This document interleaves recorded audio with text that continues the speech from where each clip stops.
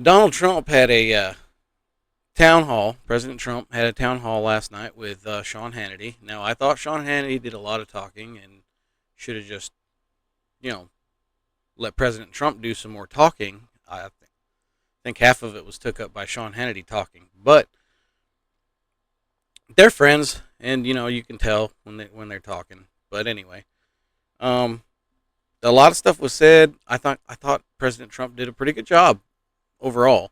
They played a video of Kamala, flip flopping and the whole fracking thing and the weapons ban, and she wants a mandatory gun buyback, and she was going to ban fracking. Now she's not, and all the flip flops that she's done. But Trump had some. President Trump did some good talking points, and I thought he handled himself pretty well. I think he's hammering down on the positions that he needs to, and coming after Kamala where he needs to, and Tim Walz. So I mean, he had a jab at Tim Walz about his family coming out, and coming out with a photo that has Walls for Trump shirts. I thought it was pretty good. But anyway, we're gonna take a couple look at. We're gonna look at some of these. A few clips that I threw together. Might be a little longer, but we'll get through it. And hey, we'll see what we got going on. The first one that we're gonna go to here is him on the. It was This is about with the immigration. So, and this one we'll just jump into it here. More terrorists have come into the United States in the last 3 years than I think probably 50 years. There's never been anything like it. These people are so bad. They're so dangerous. What they've done to our country is they're destroying our country, and we can't let this happen. If they won, you'd have not 20 million, you have 100 million people.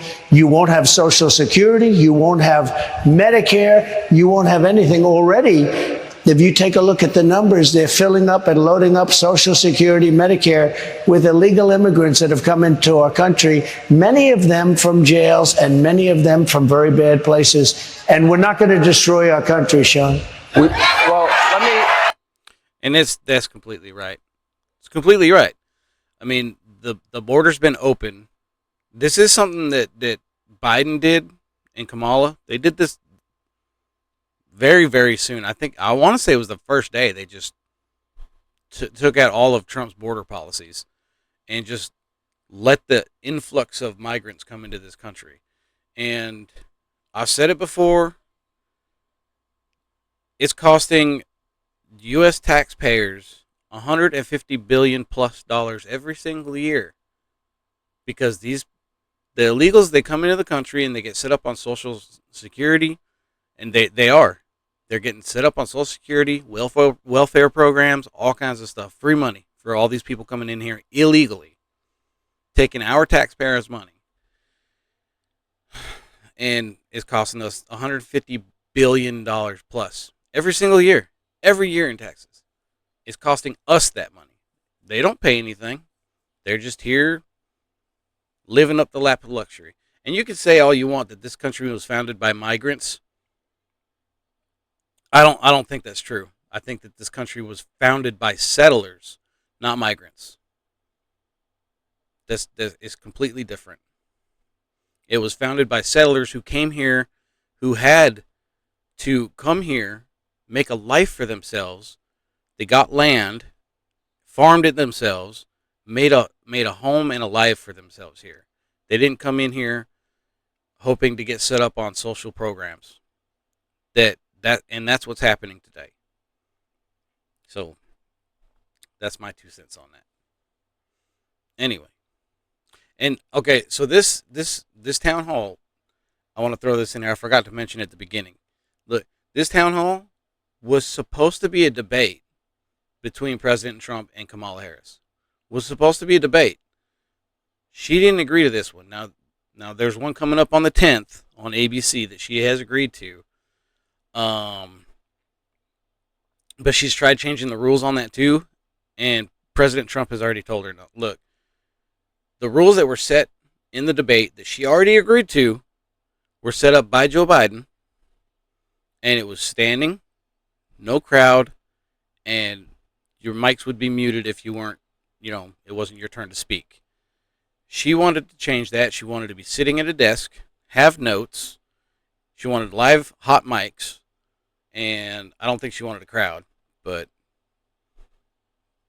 that doesn't surprise me because crowds are like, that's President Trump's baby. He loves talking to crowds and being in front of crowds. But she wanted to change all that, and he said no. These rules are already set in place and they've been agreed upon. You can't change it now. So, and she has to do it because if she doesn't do it, her and the media have been saying this, for a long time now that President Trump is afraid of Kamala Harris. He's not. He's really not. And if she was to just drop out of this debate that's coming up on the 10th, it would not look good for her. All the crap that her and the media have been saying about Trump's afraid of her and he doesn't want to debate her, but he agreed to all three of these debates and she's only agreed to the one on the 10th. So I know there's supposed to be another one after the one on the 10th. I think a week or two later. I can't remember the exact date, and she hasn't agreed to that either. So I can't wait for that debate because either way, Kamala Harris is going to look silly, and there's no way around it for her because if she doesn't show up, she's just going to prove to everybody that she's not capable of standing up to anybody, including foreign powers. If she can't stand up to President Trump, how do they expect her to stand up to a foreign power? They can't. There's just no way around that. And if she does show up, which I really hope she does, I hope she's there and I hope they debate because I cannot wait to watch that. But every time she is off the cuff, off the teleprompter, she looks like a moron. She sounds like a moron. She sounds stupid. And I just think it's because she doesn't have a policy. She's got no message. The only thing she's got is the abortion thing and $25,000 for home buyers, and we're going to rebuild the middle class. But it's really vague, It's just she doesn't say how she's going to build the middle class. She just says we're going to build the middle class. Why? Because you're going to pump $25,000 into the economy for every time somebody buys a house? That's not going to help. It's going to boost the cost of homes, and people are still not going to be able to get ahead. It's not the whole free money thing. Just I don't understand why people don't understand that you can't boost an economy by throwing free money out there. It just doesn't work. And for people not to understand that is beyond me. I don't understand why people can't get that. But that's just me. Let's go to the next one here. Let's see. This one is when he's talking about Tim Walz's brother. Now, Tim Walz's brother came out with this picture. It was all over X and the TikToks, and honestly, when I first saw it, I was like, there's no way that's real. But it is. But apparently, Tim Walz and his brother, they haven't spoken for years. Like years. So, I don't know. I mean, I don't know their family business, but apparently they don't like each other, and they haven't spoken for, I think it was like 8 years is what I've seen. But I could be wrong about that. I can't remember exactly. But I want to say it was 8 years. But that's crazy. And then for your brother to come out and endorse the person that you're running against, that's pretty good. That's pretty good. Anyway, let's take a look at this. Tim Walz wants free college education, legal driver's licenses. I was so honored today. And she wants a path to citizenship. His brother endorsed me. And his whole family. Yeah. I saw the picture. And honestly, it was a very nice looking family. But his brother endorsed me, and the whole family endorsed me. I said, who are all the people? Let me play Kamala. Look, I'm not gonna lie. I seen it and I showed it to my wife. I said, "There, look at this." I said, "There's no way this is real." But it was. It's look. I'm gonna show you this real quick here. Take a look at this. This is this is the Waltz family. Now I think this one here, the one on the bottom left with the hat on. I think that's his brother. I looked him up, and I'm pretty sure that's him. It's either him or the guy in, you know, up to the left of him. It's one of them two. I think it's the one, kneeling down next to the grandma though. But this is pretty good. I mean, Nebraska walls for Trump. That's what their shirts say. That's crazy. That's your own family doesn't like you. What does that say about you? I know. There's a lot of families out there that don't get along, but I mean, I've had scuffs with my family, but you know what? At the end of the day, they're family, and we love each other. So, there's things you just get over. But like I said, apparently they haven't spoken for like 8 years, and he's come out with this, and it's not just him; it's the whole fam.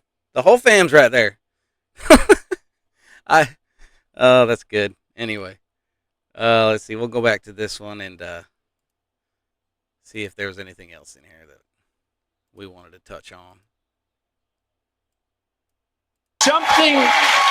There's something weird with that guy. He's a weird guy. JD is not weird. He's a solid rock. I happen to be a very solid rock. We're not weird. We're other things perhaps, but we're not weird. But he is a weird guy. He walks on the stage. There's something wrong with that guy. And he called me weird. And then the fake news media picks it up. That was the word of the day. Weird, weird, weird. They're all going, but we're not weird guys. We're very solid people that want our country to be great again. I mean, it's very simple. Yeah. It is that simple. Look, this guy could be, I've said it before, he could be off on a beach, enjoying retirement on the golf course. He doesn't have to do this. The guy has plenty of money. He doesn't have to be doing this. There was an assassination attempt on him.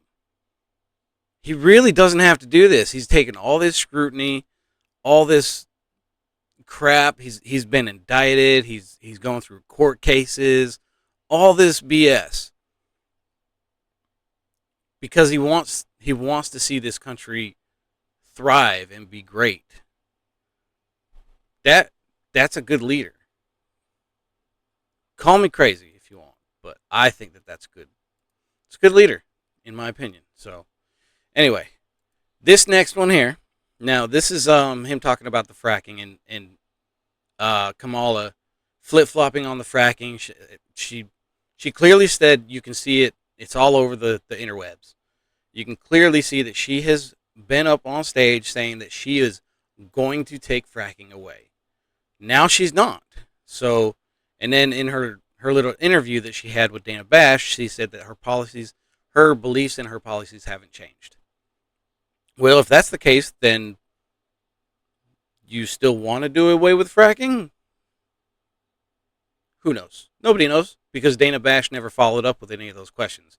She did ask a few tough ones, but she never followed up on anything, so we never got any definite answers from her. Anyway, this is on the fracking. She wants no fracking in Pennsylvania. She wants no fracking. It's true. She doesn't. She said it 100 times. There will be no fracking. There will be no fracking. There will be no fracking. Then just recently she said, yes, I could approve fracking. Look, this is a woman who is dangerous. I don't think too smart, but let's see. But she loses her train of thought a lot. She goes, that's why she doesn't want to do interviews. Can you imagine her doing an interview like this or like any of them? No. She did an interview with Dana Bash on CNN.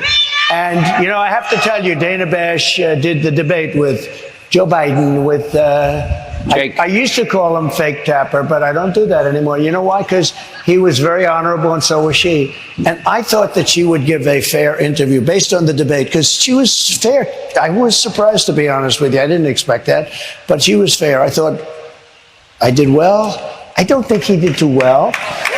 No, A friend of mine said, you shouldn't have done the interview. He's not going to make it. And you know what? He didn't make it.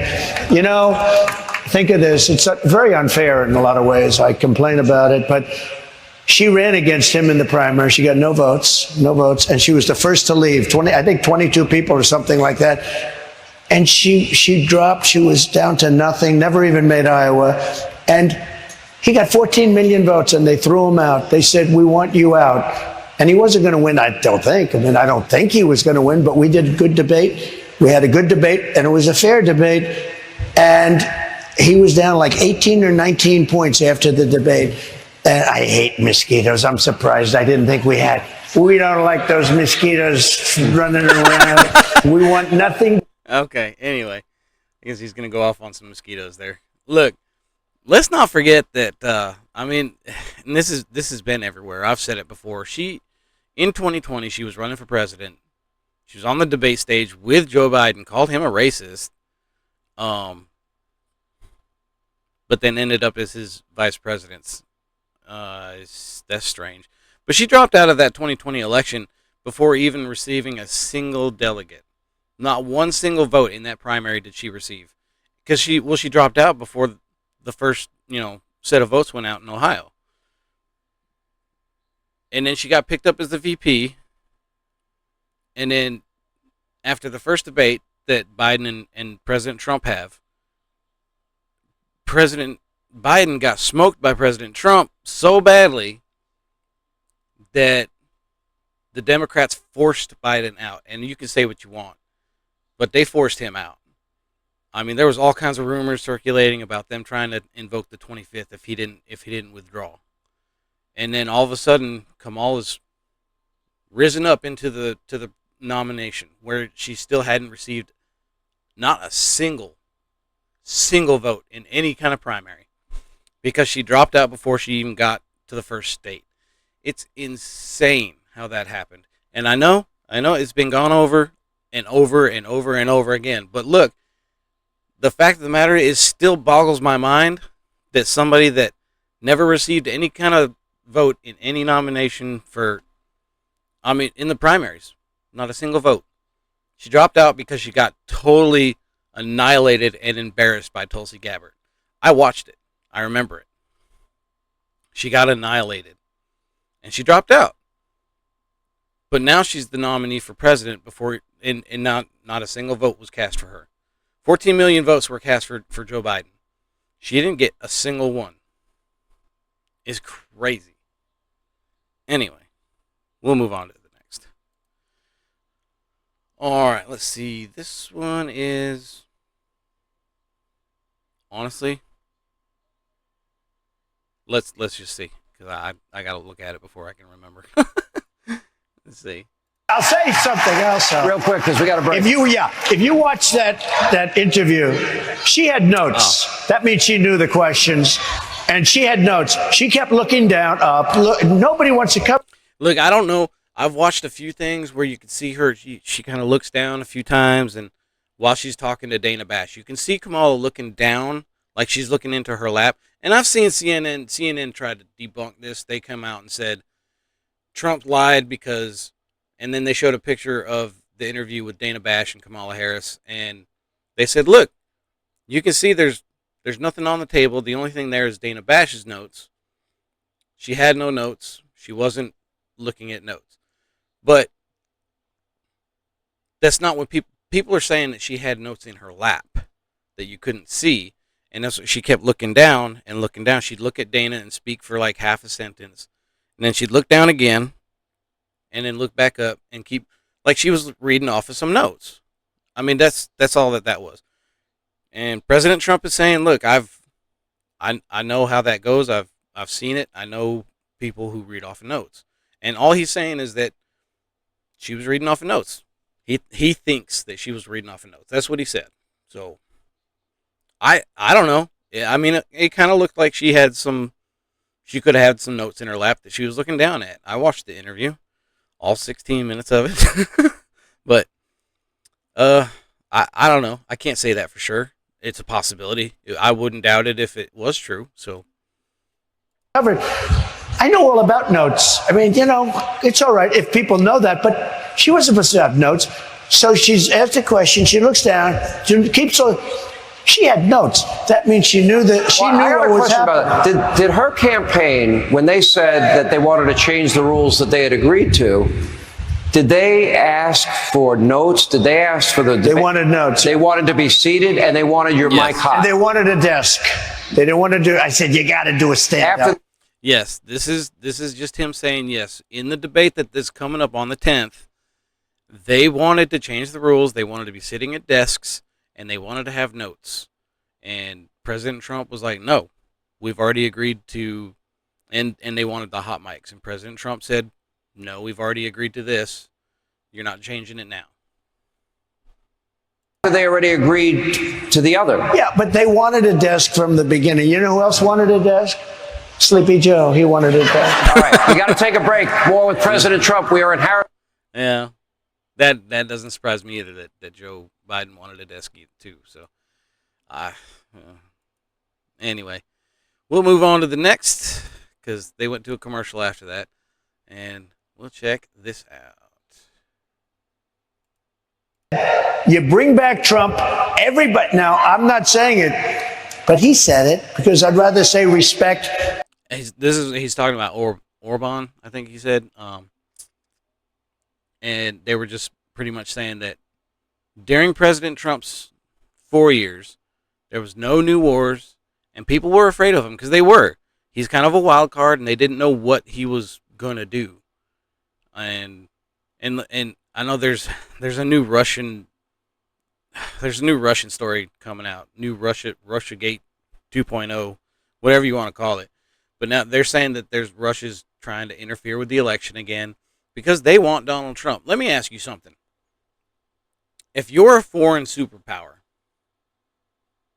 and who do you want to be in office? The guy who doesn't do anything? Or the wild card who says, look, if you go in there, I'm going to nuke you? Who would you want? You don't want the guy that's going to say he's going to nuke you. Whether he actually does it or not, they don't know that for sure. Because I think I read a thing. It was a video I seen of President Trump saying, look, I told him this. And he, even if it was a 5% chance of him saying, well, 5% chance of believing that I would do it, that's still a 5% chance that I don't want to take the risk on. So, look, if I'm Russia, check this out. Okay, never mind that. Look at this. Look at it this way. Russia, when Obama was in power, invaded Ukraine. Trump came into office. Russia didn't do anything. Nothing. There was peace in the Middle East. Russia didn't make any moves. President Trump goes out of office. What happens? War in the Middle East. Russia invades Ukraine again. Tell me, after that, you can't tell me that, and all these news medias are saying, oh, President Trump is friends with Putin. Okay. I'd rather him be friends with Putin than Putin running amok all over the place. Anyway. But he said, everybody was afraid of Trump. You bring him back, you're not going to have any problems. It's all going to go away. The world is blowing up. The world is blowing up. It is. We are closer to World War III now than ever before. There is wars breaking out all over the place. And now you've got Russia and China, and I'm pretty sure, don't quote me on this one, I think North Korea has gotten in cahoots with those two as well. I mean, those are three big players who don't like us. So, we need somebody strong back into the White House to let these foreign dictators know that we're not gonna take any crap from them. And if they try to do some funny business, they're gonna have to answer for it. This brings. And Sean, one thing. Yeah. The world is blowing up.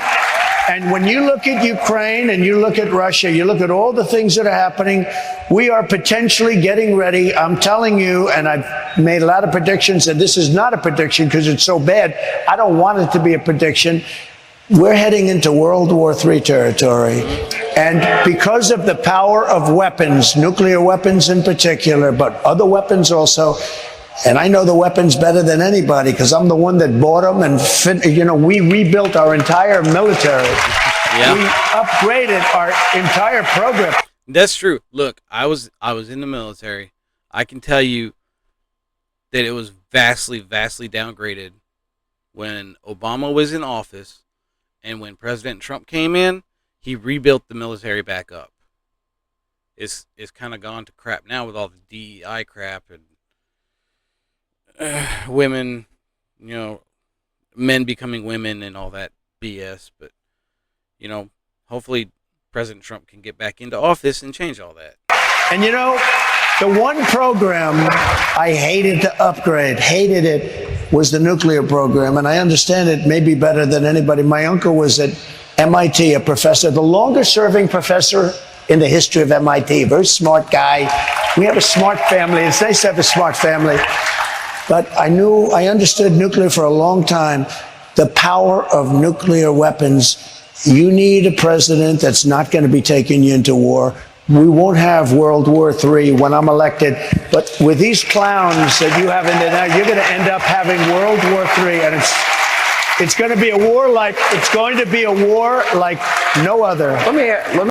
Yeah, I agree with that. I don't think that. I think President Trump can calm tensions, and he did it before. I mean, like I said, he brought peace to the Middle East, and you may not like the Abraham Accords that he did in securing that region, but for the most part, it was pretty good. I mean, there was stability in that region after he did that, and to say otherwise is just ignorance. And like I said, Russia didn't make no major moves. China was in check. I think he'll have a little bit harder of a time doing it this time around, but I still think that he's capable of the job. So it's going to be, yeah. But like I said, that the media is pushing this Russia 2.0 thing. And we all know how that one turned out. They said Russia for first 3 years of his presidency. And then for all that, the Steele dossier and all that to be come out and just be completely falsified and wrong. So, it's crazy. It's gonna get crazier. It's gonna get crazier. Look, I'll end it with that, but I appreciate y'all hanging out, and I hope y'all have a wonderful evening. Thanks again.